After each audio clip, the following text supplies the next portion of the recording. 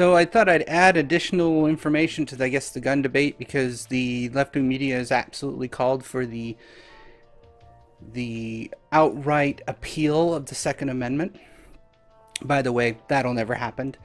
Um, but I also sit on the side of gun control for a very specific reason, and I think it's mainly because I think guns should be licensed the same way cars are. They're both equally as deadly. Um, but I'll get into that in a minute. First, I want to make 2 points, and that is history tends to repeat itself, and a bully always looks for the weakest and the most vulnerable to put their authority over. A totalitarian dictator will always try to subjugate its people by making them the weakest that they possibly can, while making the police state, the military state, the strongest it possibly can. And I can't help but notice that the people that are calling for the Second Amendment to be repealed, or for absolute ban of all assault weapons, which is literally every weapon that exists, that they all seem to be socialist or communist. And I think there's a common thread here, but it seems like Snopes disagrees. So there's an infographic that was put around for quite a while now. This is an old infographic. You can see here where it shows a little bit of gun history, and it goes over like the Soviet Union in 1929 when Stalin decided to disarm everybody, and that basically ended up in the extermination of 20 million plus people. Turkey and the Armenian genocide happened when they disarmed the Armenians, or made it extremely difficult for them to actually get a weapon, so they were defenseless and thus slaughtered in the millions. We have Germany, and who can forget the Holocaust. Actually, the gun laws there were expanded to Germans only. The Jews were banned from owning any type of weapon or firearm, and thus exterminated. The communist Mao, between the 48 and 52s, according to this, 20 million people lost their lives. I invite anybody to look up Tiananmen Square and see what they were protesting there. So what's interesting about the Snopes article is they say it's mostly false. What's true in it? Mass killings of civilizations by military dictatorships in the 1900s were more often than not preceded by confiscation of firearms from targeted populations, a task made easier by laws requiring registration and or licensing of privately owned weapons. And that's where we want to draw the line. Apparently some people want to make it so that registration and licensing of privately owned weapons is not something that anyone can do. I tend to disagree, because we have the Second Amendment that allows us to own guns regardless. I don't see a reason why we shouldn't make sure that our background checks are universal, they're federal level, you don't get a choice in it. That any flag whatsoever, any red flag that's been put on your thing for domestic violence or whatever, you just can't own a gun at that point. It's illegal to buy one. And obviously criminal record with usually violent crime. I wouldn't put like getting busted for pot or fix-it tickets and you get a warrant out for your arrest. That doesn't count in my book. You know, stupid white-collar crime. But what they say in here is gun control is synonymous with gun confiscation. In some genocide cases, gun restriction laws had already been in place for many years prior, and evidence does not demonstrate a causal link between gun control and mass exterminations. I disagree vehemently on this point. And why I disagree is because they've already cited in here 4 points, and they already agree that gun confiscation and gun laws that would confiscate weapons from the citizenry resulted in the extermination of millions of people in 4 different countries that all put in either a socialist or a communist regime in its place. We could cite Cuba because the same thing happened there. But I thought, why not go a little bit more modern day? Something that we could see in real time. Something that demonstrates why this causal link exists, and I think they're just denying it because they can. Venezuela bans private gun ownership. This was in 2012 that this happened. Fidel Castro thought it would be a really good idea to confiscate all firearms because, and you'll see a similar argument in the left wing arguments that just annoys the living shit out of me, because it's like history trying to repeat itself in a country that won't allow it. So, Venezuela saw more than 18,000 murders in the last year, and at the capital, Caracas, and it's thought to be one of the most dangerous cities in Latin America. We must do more. The government has seen running a gun amnesty in the run-up of introduction to new law, encouraging people to give up their illegal arms without fear of consequences. So in other words, they made gun ownership illegal, and just give it up and there's no consequences to you. Just, give up your guns, otherwise you're in possession of illegal firearms and we will prosecute. One member in the public in Caracas told the BBC, "They're killing people every day. This law is important, but we need to do more. They're not doing enough now." This is an argument we're hearing about the school shootings, and to a degree they're right. We're not doing what is necessary, and consequentially kids are dying. This is ridiculous. Why is there mass shootings by crazy kids that get pissed off because they're bullied at school? I think there's another causal link to that in particular phenomenon, because it is predominantly males that do this. So what is going on with the male psychology and the treatment of males in this country that causes them to go way off the psychopathic bandwagon and murder massive amounts of people because a girlfriend ditched him or something like that? There's got to be something more that's causing that, and it's blaming inanimate objects does not make sense. Campaign group Venezuela Violence Observatory said last year that violence has risen steadily since Mr. Chavez took office in 1999. Here's another interesting causal link. In 12 years, or 13 years according to this, the violence has increased as he has implemented socialism within his country. And it got worse, up to the point where we can't take this anymore. We got to take your weapons away so you're not killing each other so much. So their murder rates was 6.9 murders per 100,000 people. It was above the global average. And what's interesting, it found that over 70% of all homicides in South America are as a result of guns. In the Western Europe, the figure was closer to 25%. So what they're saying here is that guns are at the blame of people killing people. I would have to say that guns make it easier for people to kill people. A knife is a little bit more difficult to go on a rampage and kill a bunch of people. Machete may be a little bit quicker. A gun, easy. Easy, easy. Projectile weapons have already been proven to be the easiest way to take down anything. They are weapons. They are meant to kill. That's their design. But let's fast forward just a little bit to paint a different color on this. Venezuela is starving. So 4 short years later, from 2012 to 2016, some of them are now hunting dogs, cats, and pigeons just to eat. We've all seen the viral video of the people beating a cow to death so that they could have meat off the cow.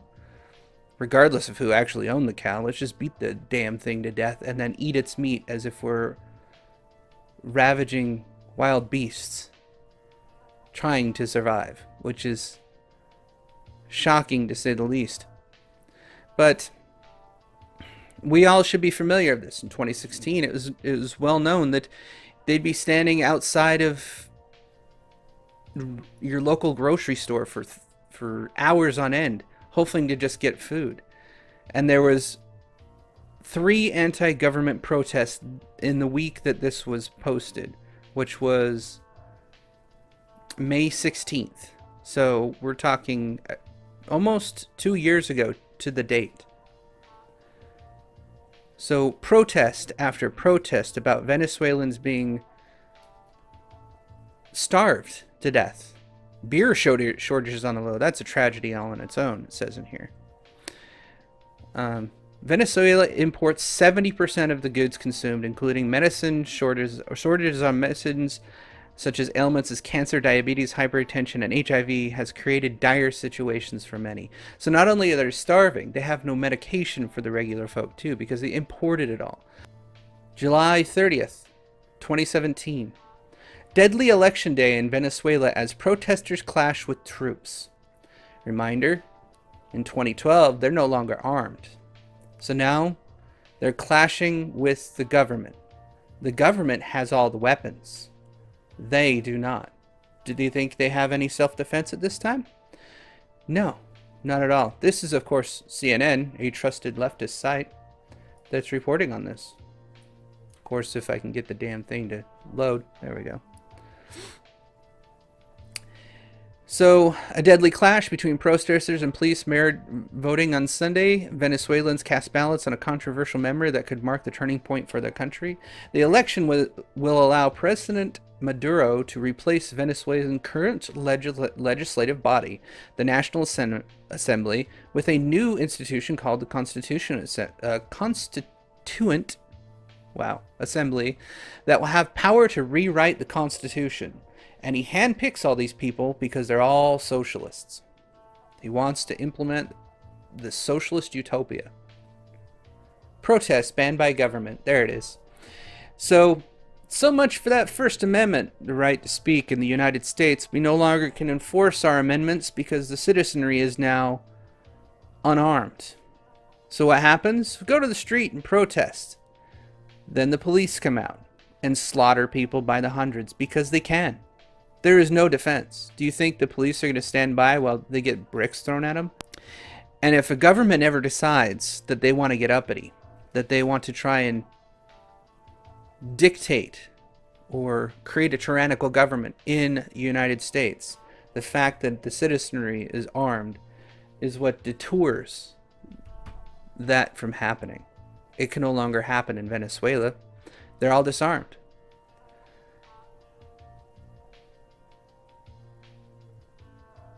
But the protests are banned.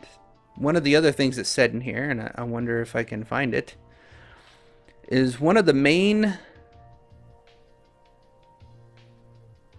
statements out of all of this is one of the people that were running against him unexpectedly ended up dead because well, he was in opposition against, but he was fatally shot magically. And, you know, it doesn't say who killed him, but that everybody's outraged. Even Trump said the guy has a dream of being a dictator. This is true. And he's one step away from having it. But let's fast forward again, shall we? I had this pulled up on the Washington Times, but apparently that site decided to blow up in my face, so let's go with the New York Times. It's pretty much the same thing. Oscar Perez, the helicopter pilot and former police officer who led an armed rebel gang. Yeah, that sounds retarded. Against the isolated and embattled government of Venezuela, was killed in a shootout with security forces. Venezuelan authorities announced Tuesday, bringing the end to a dramatic event that unfolded a day earlier in the videos on social media. So, one person was armed. He was quickly dealt with by the government. So, if only certain members and certain people of this of the United States can only own weapons, what's going to be the result? Well, if we decided that the president was now a dictator and he decided that he was going to rewrite the Constitution because he pretty much imposed a cabinet seat and majority rule in the House and the Senate, where they do what he says or they end up dead, nothing and no one could stop him. The citizenry is disarmed. We could not rise up and rebel against him. And if anybody tried in the various cities and the various locations, even the states could possibly rebel, but the rebellion of the states would be quickly met with military presence. I find this all troubling, that they want to repeal the Second Amendment, that they want to repeal the First Amendment, disarming the citizenry of any dissent and any self-defense against dictators and tyrants. History has repeated itself over and over again, and this was done in 2018. This year, a socialist government, another socialist government, took the guns away from the citizenry. The moment they took away the guns from the citizenry, all they could do was rise up and protest in the streets. What was that met with? Death. Citizens were murdered. Now they're starving. There's nothing they can do. And you expect to repeal the Second Amendment? I thought you said that democracy was under a threat and under assault in this country. That President Trump is the worst person ever, that he's a fascist, that he is a wannabe dictator, that he's probably the worst president we've ever had in our history of our country, and in some cases I actually agree with you. And you want to disarm the citizenry at the same time? Why don't you hand him the gun and let him shoot you in the face? Take your gun away from yourself. Give it to him. And then protest and call him a piece of shit and see what happens. If he's a dictator, he'd shoot you in the face. He'd be dead. This is why it's so weird. It's cognitive dissonance almost, that they don't understand the purpose of the Second Amendment, that our government would never become a dictatorship over us, right? We know better because we've seen it happen over and over and over again in history. It's happening right now in Venezuela. It happened not too long ago in Cuba, up until Castro finally kicked his frickin' bucket, piece of shit that he was. But I'm going to leave you with this, and this is why I want to point this out, because it kind of ties a little bow on it for me. And that is to look at the victims tend to share these characteristics and tendencies with bullying. These are the bullies look for these traits in people. Low self-confidence, anxiety, fearfulness, submissiveness, feeling of helplessness, self-blame for problems, social withdrawn and isolated, poor social skills, low popularity, excessive dependence on adults. If a dictator decided to walk into the Oval Office and you guys handed all the powers and rights over to the government, what the hell do you think might happen? The states would get their votes in. If he was a dictator, the states would be squeezed until they were putting the right person in there. And there was only one person on the ballot. There was no running opposition. Our government does hang on a fragile thread. But it's the first couple of amendments that force it to keep it the way it is. If it were to slip just in the slightest, if you were to give up one of the two rights, we might as well hand the noose to ourselves and hang ourselves, because it's exactly what would happen. First, we would not be able to speak against the government, period. Just like the hate speech laws in Scotland, for example. If you preach hate against the government, they'll just jail you for it. Maybe it comes with the death penalty after a while because they get sick of it. You can't stop them. You're disarmed. You can't fight back. Next might come, you're disarmed anyways. And you know what? They really just don't like the way you behave. And they really just want you to do one thing and one thing only. Maybe they want to impose the Gender Discrimination Act or something like that, where there must be 50-50 parity within all corporations. And if a corporation steps out of the line of the government, that CEO is replaced with somebody that will do what they're told. I could see all this happening. And I'm pretty sure some of you out there would think that Trump would be doing this. Well, Trump wouldn't be able to do this if everyone is armed. If he so much as lifted a finger against the citizenry, we have plenty of people to take him and the rest of the military out. We outnumber them probably 1,000,000 to 1. It's ridiculous. And I can tell you that's exactly what would happen. That's why we're all armed. It's unfortunate and it's horrible that violence begets violence, that we have so many deaths because guns make it easy to kill people. I do believe we need to do more there. We have to. Guns are designed for one thing: to kill. They are a weapon. Whether it be an animal for food or another person in defense, in anger, or outright because you want to. They are designed for that very purpose. Cars are not designed for killing people, yet they happen to kill people more frequently, in fact, than a gun does. So the false equivalent argument that, we license for guns, why not license for cars?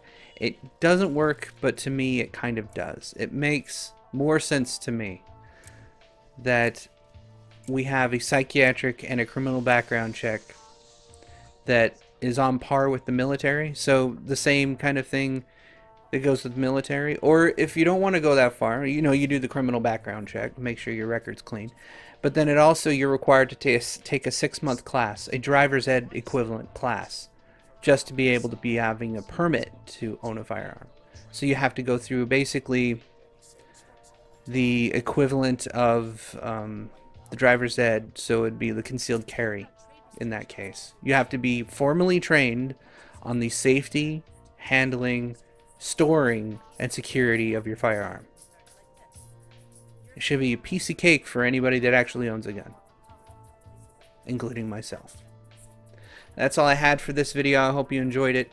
I thought I'd add this second argument to this because I've seen this one come up again and again, where, well, in history this has happened again and again, and then the linear time argument kind of plays, and then you see some really crazy arguments. But it's happening in real time in Venezuela. It happened in real time not too long ago in Cuba.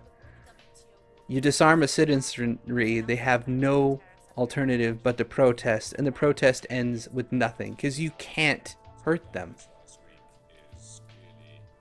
It's a bigger thing if the citizenry were armed, all of them armed. Venezuela would be a very different country right now. Thank you for watching. I hope you enjoyed this. I'll see you next time. And basically it's very hostile. It's directed only to one end, and that is to kill. Or if not to kill, then to cripple.